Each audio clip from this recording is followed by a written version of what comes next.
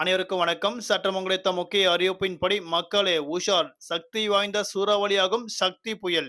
தமிழகத்திற்கு பல்வேறு புதிய எச்சரிக்கை ஒன்று கொடுக்கப்பட்டனர். அதன்படி தமிழகத்தில் நாளை நாட்கள் அக்டோபர் மாதம் 5ஆம் தேதி எந்த மாவட்டங்கள் கனமுதல் மிக கனமழை பெய்யக்கூடும் என்ன முக்கியமான அறிவிப்புகள்.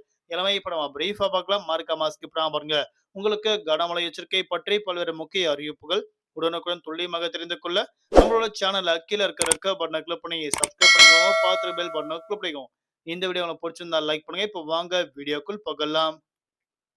வடகிழக்கு அரபிக்கடல் பகுதியில் நிலவிய சக்தி புயல் இன்று காலை 5:30 மணியளவில் அதே பகுதியில் தீவிர புயலாக வலுப்பெற்று வருவதாக அறிவிக்கப்பட்டனர். இன்று காலை 8:30 மணியளவில் வடமேற்கு மற்றும் அதனையொட்டிய வடகிழக்கு அரபிக்கடல் பகுதியில் நிலவி வருவதாக அறிவிக்கப்பட்டனர்.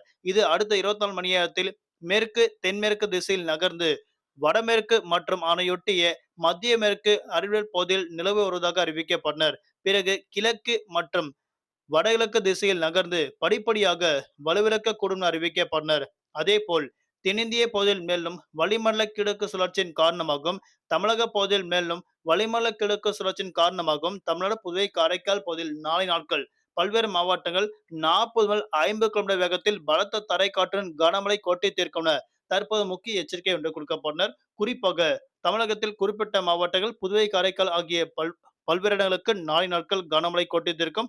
அதன்படி கிருஷ்ணகிரி, தருமபுரி, சேலம், திருப்பத்தூர், நாமக்கல், கள்ளக்குறிச்சி மற்றும் திருச்சிராப்பள்ளி, திண்டுக்கல், மதுரை, தேனி, சிவகங்கை, ராமநாதபுரம் உள்ளிட்ட மாவட்டங்களுக்கு நாளை நாட்கள் கனமழை கொட்டி தீர்க்கும் என தற்போது முக்கிய எச்சரிக்கை ஒன்று கொடுக்கப்பட்டனர்.